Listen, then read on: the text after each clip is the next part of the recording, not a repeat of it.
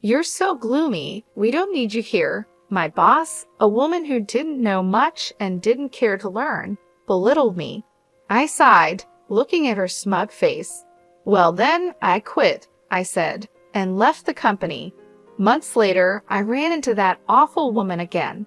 Did you ever find a company that would hire someone as useless as you? She mocked. Yes, actually, your major client, I replied. Her face went pale as she realized what I meant. My name is Scott Ritter, and I'm a salesman at a food and beverage company. I'm over 43 years old and work in sales, but in a different way. I don't go out for client visits. I just work on the computer at my desk by the window. Good morning, Scott. Good morning, Paul. Scott, we're going out for drinks after work today. Would you like to join us? Thank you for the invite, but I have other plans. Got it. I didn't talk much with other employees and spent most of my time in front of the computer. Everyone else was younger, which partly explained why I didn't fit in with their conversations. Scott always dresses so neatly right. His clothes are always ironed perfectly, and his shirts are crisp. And he smells good too. It's not perfume, maybe fabric softener. I wonder what brand he uses. I noticed them glancing my way and chatting a few times, but I never asked what they were talking about. I just kept working. Time to clock out already. Good work today. Yes, good work today. Scott always leaves right on time, so we know when it's time to go. In a way, he's like an alarm clock for us. I left work on time every day. Sometimes I had places to go after work, and sometimes I just went straight home. Would you like to join our company? Yes, thank you. I'd love to. I joined this company about 5 years ago. Before that, I worked at a different beverage company, but I was approached to join this one. I never stayed long at one company, moving around in the beverage industry. Scott, how have things been since you started? Fine, no major issues. Everything is going smoothly for now. That's good to hear. We have high hopes for your work. Thank you. It was a company executive who had approached me. He had heard about me and reached out. It seems this company often recruits from outside. Well, Scott, do you have a moment? Sure, I'm available. I wanted to ask you about sales strategies. If it's something I know, I'll send you the information you need. Thank you. I'll email you later. I'd like to learn more about Company D and a few other things, said Pamela. Got it, Scott. You're the same as always, she replied, understanding my usual straightforward approach. Just then, Michael approached as the younger colleagues were chatting with me. Michael Phelps is the only colleague close to my age in sales, and he's the one who brought me to this company. That's right, thanks for your help with that issue. I'll be counting on you again, I said. Got it. Also, the client wants to go out for drinks next time. Understood. Michael and I had known each other before joining this company, so we could communicate with just a few words. As the only other senior employee, he handled a lot of different tasks. Michael is attentive and single, which makes him quite popular. Let's keep up the good work today, he said, as we enjoyed another peaceful day in the sales department with no major issues. Nice to meet you. I'm Laura Sanko, and I'll be the new department head starting today. She introduced herself when she was transferred to our team. Laura came from a larger affiliated company, and it seemed she had more experience from her previous position. Is that so? Maybe it's a matter of power, someone commented. Who knows, but she's our boss now, so let's hope we can work well together. I sighed quietly as I observed Laura. She was wearing bright red clothes that didn't seem very professional, with heavy makeup and a strong perfume that reached my desk. Her attitude was confident and assertive. Listen to what I say. I'm in a higher position than you, she said, making her authority clear. The thought of her being the boss made me uneasy. Hey, who prepared this document? She asked. Yes, that was me. Read this document, and the client you're handling will now be my responsibility. Am I really changing this now? What's wrong with this document? Figure it out yourself. Look, it's easier to read this way, but in our company, We usually just do as I say," she insisted, making sure everyone in the sales department followed her lead because of her background in a big corporation. "She's really the worst. She's all friendly with the young men and Michael, but she's tough on us women," a colleague whispered. "I'm just trying to stay out of her way," I replied. "It's tough, but let's support each other and get through this." Everyone followed her instructions reluctantly to avoid unnecessary trouble. Sighing, Michael asked, "What's wrong?" "It's about Laura, our manager, as he invited me out for drinks on a rare day off." He sighed heavily, looking genuinely troubled. "Laura has been really on my case lately. Every day she's asking me out." "I see, I get it," I replied, understanding his situation. It seemed she often invited him out for drinks or meals. Michael looks young for his age, so Laura didn't seem to mind the age difference. He's not comfortable with romantic relationships and has his own reasons for staying single, so being pursued like this was a real burden for him. When I talk to female colleagues, Laura scolds them. "That's troublesome." "Exactly," Michael agreed, clearly struggling with Laura's behavior too.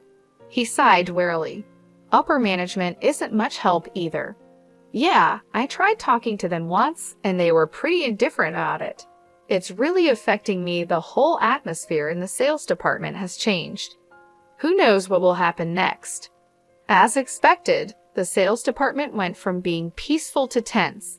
Everyone was trying not to get on Laura's bad side. "Hey, you," she called out. "Yes.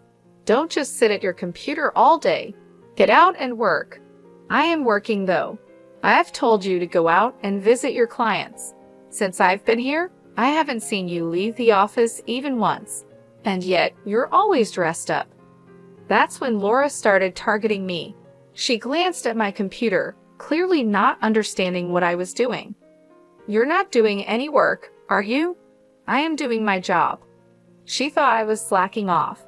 "Besides, you hardly talk to anyone in the office. You just say hello and nothing more." "Everyone is busy, so I try not to disturb them," I explained, preferring to communicate through email and chat. That's also how I heard about her rumors and complaints. "Really, you're so gloomy.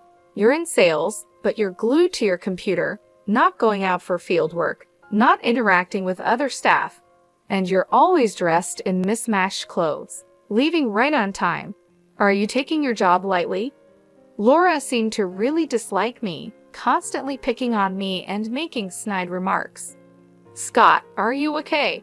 Laura was hard on you today, right?" "I'm fine," I replied. "She's focused on me right now, so it's been easier for the rest of you. Let me know if you need anything. We're here to help." "Thank you, everyone." The sales staff noticed what was happening and showed their concern. They often intervened by saying things like, "There's work to do," or "A customer is here," to pull her away. Aside from Laura, I had good relationships with others. "What's with that manager? She complains about Scott leaving on time, but she leaves early too." "It's true. I saw her at a bar the other day." "Me too. She was drinking a lot." "How much does she spend on drinks?" "Apparently, she was drinking with business partners, and it's all being paid for with company money." "Really?" More and more, the talk about her wasn't about her work skills, but rather unpleasant rumors. "Are you okay?" "I'm fine. If her bothering me gives you all a chance to work, then it's okay. I'm really sorry if anything happens. I'll help out, and you know what's going on. You've changed jobs a lot, haven't you? If you ever decide to leave, could you let me know?" I nodded, and Michael said, "Thank you," and walked away. Unlike me, Michael has always been the type to stay in one place, but it seemed this situation was making him reconsider. A few months after Laura arrived, there was trouble. The sales department's expenses had increased, leading to orders for cost-cutting. Why have the expenses gone up? Now we're told to cut costs. It's ridiculous, Laura complained. But the rise in expenses was her fault. Her excessive spending on entertainment was causing the increase. Everyone knew she was frequently out drinking. "I don't want to cut back on entertainment expenses. If they're cut, I won't be able to drink as much. It's your fault, Scott. Why me? You're not working. Having you here is a waste of expenses and salary. You're stealing company money. I was being unfairly accused. I was just doing the job I was assigned. She didn't understand it, but I believed my work was important. To cut costs, I'll start by cutting you. What a mess. You're so gloomy. We don't need you. Pack up your things and get out of the company. Is that an order from the boss? Yes, you're fired, she said with a smirk. I just sighed. Then I quit. Don't ever come back to this office. Getting rid of an incompetent employee will save us money. Without much resistance, I packed my things and left the company. Are you really quitting? Why so suddenly? Laura said I was fired. Well, if she said so, maybe there's no other way. Even the executives couldn't stop Laura's actions, given her connections to a larger company. It seemed inevitable. That day, I resigned and left the company. Scott, please come back to our company. We need you here. We'll talk to the manager, read numerous messages on my phone, all begging me to return. But I had been fired, and there was nothing I could do about it. If you're not here, I don't know how to proceed with our business strategy, a female colleague said cheerfully over the phone. I appreciate everyone's words, but I've been let go. Don't say that, she replied, but as much as I felt for my trusting colleagues, there wasn't much I could do. I already had my sights set on another company, so I stuck to my decision and said goodbye to my colleagues. Well then, Scott, are you okay? Pamela asked. Actually, I was about to contact you. After reaching out to a certain company, I immediately got a call from Michael. He had been out on sales visits and was unaware of what had happened recently. I heard from everyone, are you really quitting, Mark? Michael asked. That's right. Do you have another job lined up? Yes, fortunately. Scott, we've known each other since our previous job, but I have a favor to ask. I've already talked about you. Michael, thank you so much. I really appreciate it. A few months after leaving that company, I found myself at a high-end restaurant for a business meeting. Honestly, the person I was meeting today was a bit difficult to deal with. As I waited at the entrance, I heard a familiar voice. Well, long time no see. Laura Sonko appeared, smirking. Oh look, it's the gloomy window seat guy, she said in a condescending tone. What are you doing here? Surely not eating, right? You couldn't possibly afford a meal here, could you? She mocked. Did you ever find a company that would hire someone as useless as you? She continued, clearly unaware of my current situation. Well, actually, it can't be anything important, right? She interrupted, not giving me a chance to explain. She continued with her mocking laughter. What would a useless non-worker like you be doing at such a high-end restaurant? Are you part of the cleaning staff? It's just like you to try to look cool. It doesn't suit you at all. I'm not part of the cleaning staff. I'm here for work today. Work, huh? That's a word for people who actually work hard, like me, not for incompetence like you, she sneered. Today I came here as a sales manager for a business meeting, not like you, who just sits at a computer. As I grew tired of her endless chatter, someone approached us. Hey, sorry I'm late. I've been waiting for you, Director Charles. It was Charles, the director from the major restaurant chain Bloom Dining. I shook hands with Charles, and Laura suddenly bowed her head. Director Charles, thank you very much for your valuable time today. Seeing that it was Director Charles, Laura quickly started to butter him up, showing just how important this business meeting was for her company. Hi, Laura. Looking forward to working together. But really, if both of you had arrived earlier, you could have waited inside, Charles said to me with a friendly smile. Laura looked confused. What? Scott is involved in this business, she muttered under her breath, clearly shocked. Shall we go inside, then? Charles suggested. Yes, let's, Laura replied, still trying to process what was happening. Prompted by Charles, we proceeded into the restaurant and were guided to a private room. What's going on here? Laura whispered to me, still confused. Don't rush, you'll understand soon, I whispered back, making sure Charles didn't hear. Once inside the private room and after the attendant had left, I prepared my business card. It was time to clear up the confusion. Here is my business card, I said, handing it to Laura. What? Really? Laura's eyes widened as she looked at the card. It read, Scott Murphy, head of Bloom Dining Food Research Department. You asked earlier if there was a place that would hire me. Well, I was picked up by your major client, I said with a smile. Laura's face turned increasingly pale. After leaving that company, I had contacted Charles. I had known Charles for a while and had previously received an invitation from him. I'm glad you joined us, Scott, Charles said. Thank you. I look forward to working with you.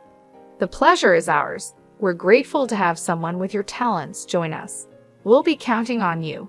Yes, I'll do my best. So I joined Bloom Dining and took on the responsibilities entrusted to me. Just like in my previous company, my work was recognized, leading to a smooth promotion to my current position as the head of the department. Is that really possible? Laura mumbled, still in disbelief. Is something the matter? I asked. No, it's nothing, she replied, shaking her head with a pale face. She couldn't believe that the person she had deemed incompetent and fired had now become the head of a department in a major corporation. It can't be right. You are the incompetent, gloomy one. Laura was stunned. What am I supposed to do now? She whispered to herself. The reality that her business negotiation partner was someone she had ridiculed and treated poorly, and the fact that her company was now in a weaker position, seemed to overwhelm her. It was a complete reversal of our previous situation when she had fired me. Now, it was time to see her skills in business. So well, she stammered. How are things going with this matter? Charles asked. Laura seemed unable to deliver her usual smooth sales pitch, glancing at me often, still shocked by the earlier revelation. Eventually, she left the meeting in disarray. Did you know Laura? She seemed quite concerned about you, Charles asked after we saw her off. Actually, she's the one who fired me from my previous job, calling me a gloomy incompetent. Really? Charles responded, clearly surprised. I then shared the whole story of my previous job with him. What a rude person she is, Charles said, sounding indignant, as if it were a personal insult. Regarding this deal, I don't want to work with such a disrespectful person in the future. Let's get someone else to handle it. Yes, let's proceed with the negotiations once the representative is changed. All right, I'll make sure to communicate that, I assured him. Charles and I decided to request a change of representative from Laura's company. Given our company's stronger position, it was likely that Laura would face some repercussions. Later on, a former colleague filled me in about what happened with Laura at her company. The executives confronted her, asking, "What do you mean by changing the person in charge as a manager?" It turns out the sales staff who had been putting up with her behavior reported her past actions to the executives, including the incident where she fired me. They told her, "We have refrained from reprimanding you because you're from an affiliated company, but this time we will have to report back to your parent company." The look on Laura's face was ashen. Is that so? Thanks for letting me know. Not at all. I owe you, Scott, my former colleague replied, smiling and relieved at how things had turned out. Sometime later, I got a call from the executives of my former company. "Scott, would you consider coming back to us?" they asked. Apparently, they were rethinking my employment. After I left, the work I did in the sales department was reevaluated, and there was a noticeable decline in the department's performance, prompting an investigation. I had been researching long-term business strategies for clients, staying up to date with recent trends, and explaining these in a clear way to the sales team. I also advised on sales strategies, which is why I was always at my computer. Besides that, I was checking the financial status of all our business partners and managing the accounts receivable to make sure they didn't become bad debts. I would meet with representatives from current and potential clients to gather information, often over drinks. I was uncovering hidden needs in other companies and providing feedback to the sales team. That's why I dressed well after work, which made transitioning to major corporations easier. You really did significant work. You're in demand everywhere, aren't you? Not really, but I do get to see various companies because of it. How about this? We can offer you more than double your previous salary. Double my previous salary would be a substantial amount, but I said, I'm sorry, I can't trust a company that tolerated her behavior to such an extent, and I'm happy with my current job. With that, I ignored their plea to reconsider and declined the offer to return. I heard our manager came for negotiations for us. Charles is our director now.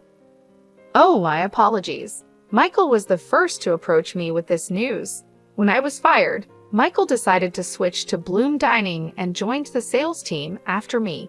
He had been with the previous company for many years, but had enough of dealing with Laura. He thought about moving to another company like I did. My firing was the trigger for him to join Bloom Dining. Interestingly, Charles, after hearing from me, was ready to hire Michael on the spot, but the dedicated Michael went through a formal interview to join our team. Originally a talented salesman, Michael now excels at Bloom Dining too. Scott, please listen. Calm down, Helen, I said. Helen, a female employee from my former department who cried when she learned I had left, still seemed to admire me. I've been assigned the research tasks you used to handle. Can you teach me? Really?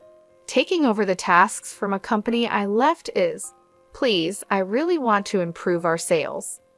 Despite my hesitation, I was moved by Helen's eagerness and decided to teach her. So this is how it works. Yes, that's how it works. Our relationship resembled that of a teacher and student due to the age difference. We're really like teacher and student. Yes, it would be something like this if I had a student. Thank you, Professor. Teach me too, Professor. Please don't call me that, Brian.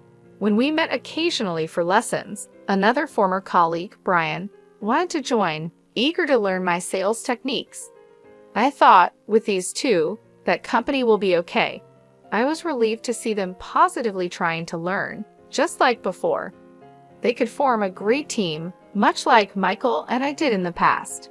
As for Laura, she ended up returning to her original company as a regular employee.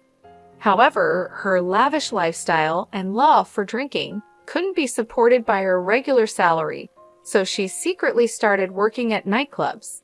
But moonlighting was against her company's rules, and once they found out, she was fired. Now, Laura is struggling to attract clients because of her haughty attitude, and she isn't earning much. It's a sort of poetic justice, a case of cause and effect. I saw her looking rough in downtown recently. She caused a lot of trouble for others, so now it's her turn to face difficulties. Laura, who once fired me, now faces her own set of hardships. She wouldn't have thought this would happen back then. She even contacted me using the business card I gave her. Could you hire me at Bloom Dining? She asked. That's impossible. At least contact Michael, I told her. She contacted me too many times and was becoming a nuisance, so I passed her messages to Michael. He replied, I'm sorry, but I'm not interested in people like you, and frankly, I dislike you. Please don't contact me or my colleagues in the future. To be honest, I don't want to hear from you again. Michael clearly refused her, and after she kept trying to reach out to him, Michael contacted his lawyer. She was then placed under a restraining order and could no longer approach him. Being popular can be troublesome, but I never wanted this kind of attention. Michael and I had worked together at one of the companies during my job-hopping days. He had been engaged, but after his fiancée died in a car accident, he remained single.